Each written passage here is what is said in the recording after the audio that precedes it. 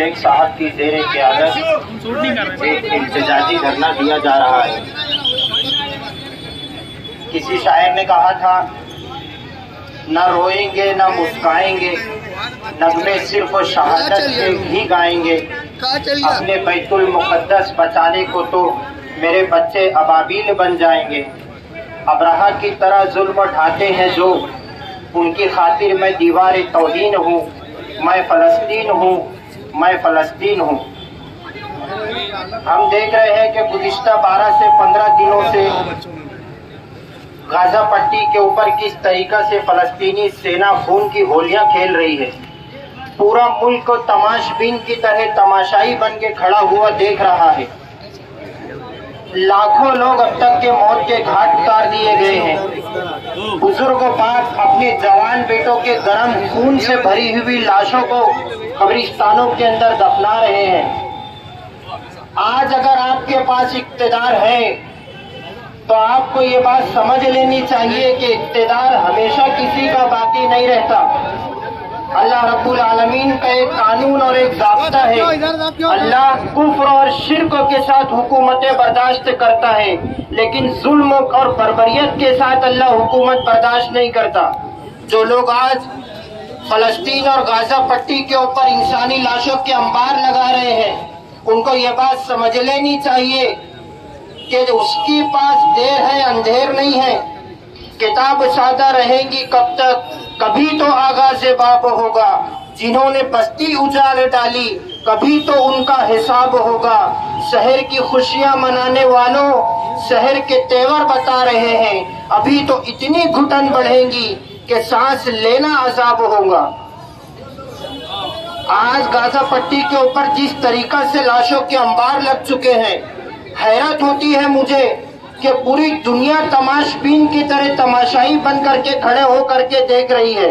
आज अगर फ़लस्तीनी अपना हक लेने के लिए अपनी लड़ाई लड़ रहे हैं, आपको ये बात याद होगी, हिंदुस्तान के अंदर जब अंग्रेज हिंदुस्तान के ऊपर हुकूमत करते थे और हिंदुस्तानी लोगों को उन्होंने नौकर बना करके यहाँ पर हुक्मरानी कर रहे थे। हिंदुस्तान के अंदर तमाम ही जात बरादरी के लोगों ने अपने हक की लड़ाई लड़ी। आज फ़लस्तीनी लोग भी अपने हक की लड़ाई लड़ रहे हैं। आज अगर वो अपना हक वापस मांग रहे हैं जो उनसे छीना गया है, तो कुछ कम जहन लोग ये कहते हैं उनको कि यह आतंकवाद है, ये दहशत गर्दी है। अगर ऐसा होता तो अगर हमने हमारे मुल्क के लिए, हमने हमारे हक के लिए जो लड़ाई लड़ी, तो क्या हम भी दहशतगर्द थे? क्या हम भी आतंकवाद थे? आज ये दुनिया ऐसी है कि आपको आपका हक कोई तश्त में ला करके सजा करके नहीं देगा, आपको अपना हक छीन करके लेना होगा। जिंदा रहना है तो हर सांस हुकूमत से न मांग, असल मुंसिफ है खुदा रहम अदालत से न मांग। जिंदगी भीख अगर है तो ना मिलना बेहतर, और हक अगर है तो फिर इतनी शराफत से न मांग।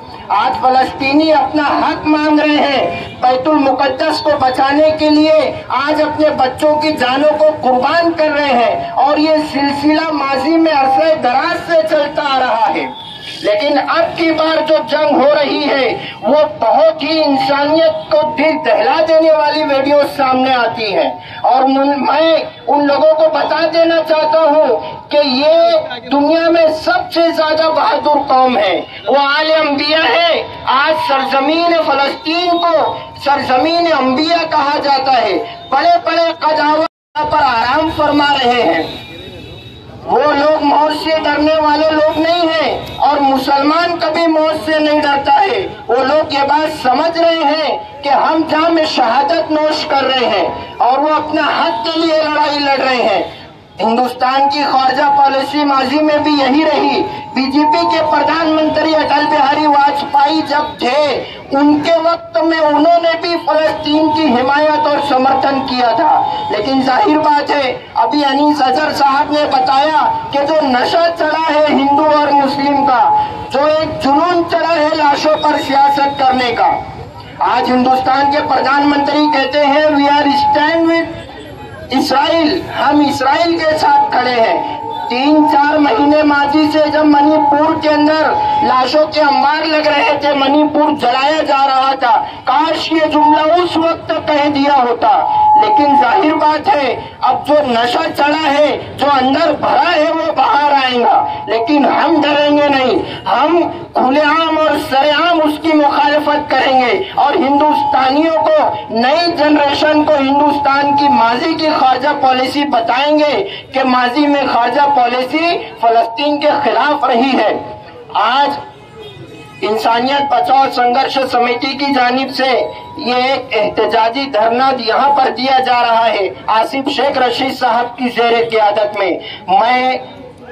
हम एडिशनल कलेक्टर साहब को एक मेमोरेंडम देंगे प्रेसिडेंट ऑफ इंडिया के रेफरेंस से द्रौपदी मुर्मू के कलेक्टर साहब के। डायमंड कारपेट, हमारे वहाँ कारपेट, दराज, पायदान होलसेल रेट में दिया जाता है।